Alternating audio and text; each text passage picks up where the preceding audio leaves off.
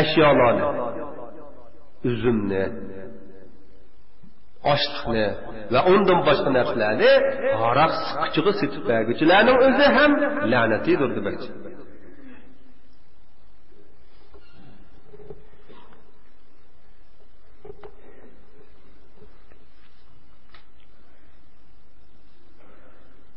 Endi biz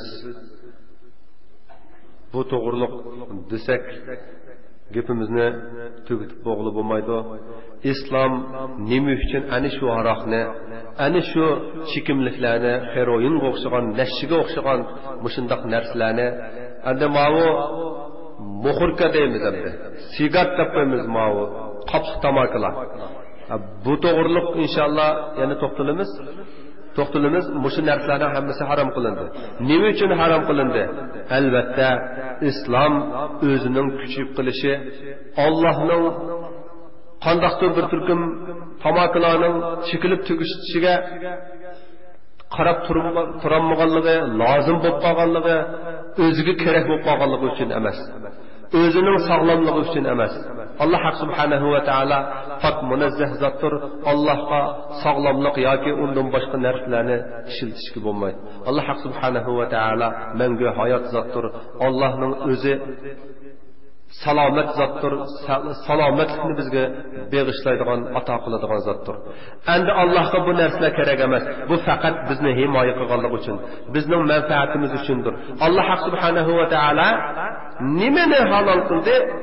Bu bizning manfaatimiz uchun. Nimani harom qildi ham bu bizning manfaatimiz uchun.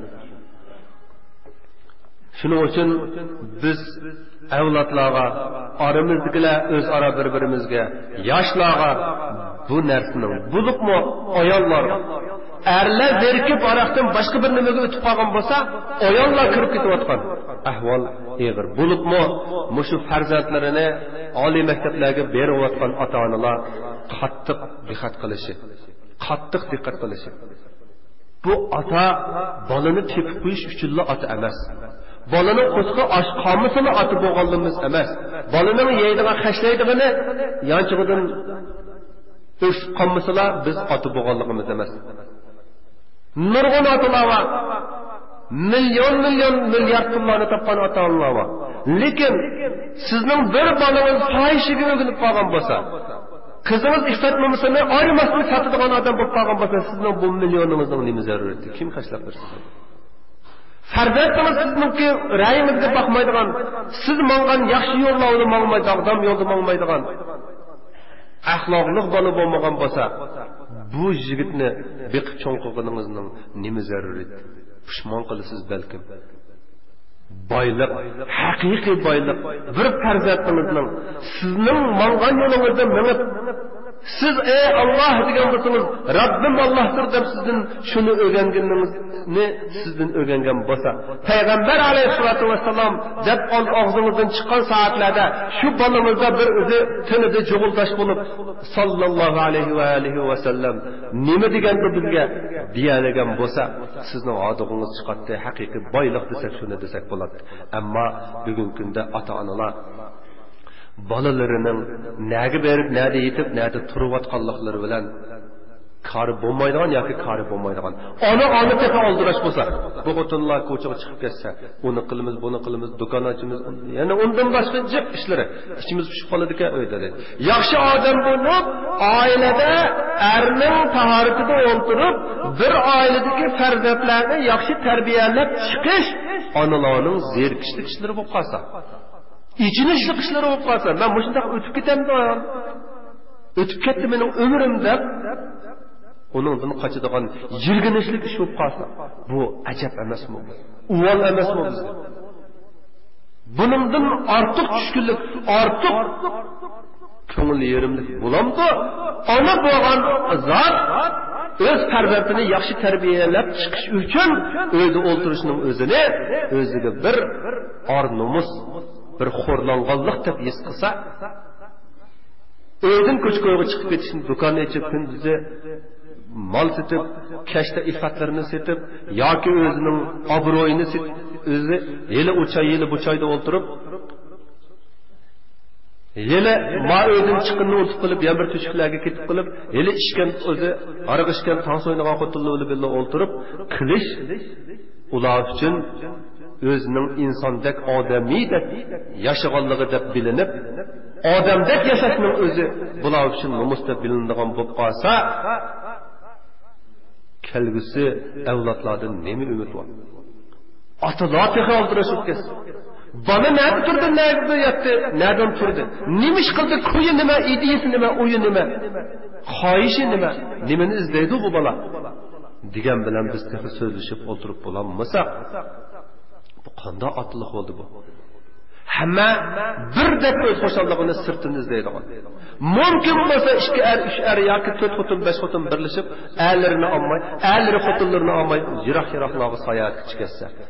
Yaki bu yerde o restoran bu qavaxonlarda ayırıp oturup varsa, başkalarının uyuda otursa, hoşallıqni şu sırtını izleydiğin bu qalsa, öyde ailede hemen ata ve ana ve neçe farzand olsa şu farzandlarning hammasi bir yerde cem bulup oturuşunun özünü özleri için bir hoşallık da bilmese, ata bunu hoşallık demese, ana boğucu bunu hoşallık demese, bana tek ata anadan nefretlenip jirginip teşiği çıkıp ketkesse,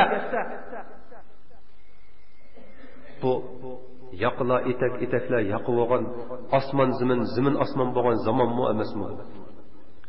Biz bayağı her qaysi maktablarga bolalar ketayotgan ota-onalar bo'libmi deb qoldik. Ana shu maktabga avatmasak bo'lmaydi.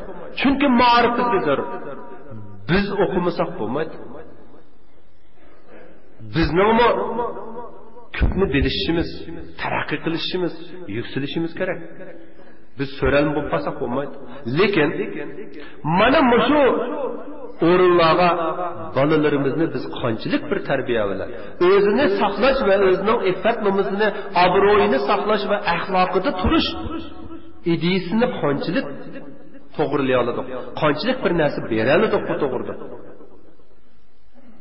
Kuniga yiliga 100 ming 200 ming maktabga bola kelgan bo'lsa, shunchalik bola kelgan bo'lsa maktablarga, shu bolalar burun buzulup 4 yıl, 5 yıl tayyor olganları sizler endi yeni keldinglar, biz sizlarni kutib olmasak bo'lmaydi deb aram to'g'an bo'lar.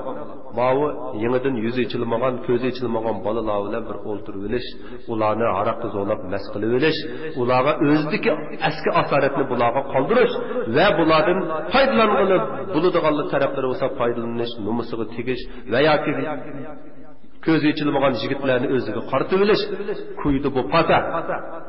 Biz aşiret mıda qarindoshlar, yiliga mushunda kelayotgan bolalardan necha yuz mingi o'z iffat nomuslarini buzib olsa, buningdan nechasi ko'chaga chiqsa, hatto o'tgan jumada biz bu qo'saqdagi bolani tirik tashlab o'tib, qotil bo'lib tutilib yotgan oliy maktab o'quvchisini so'zlab berdi.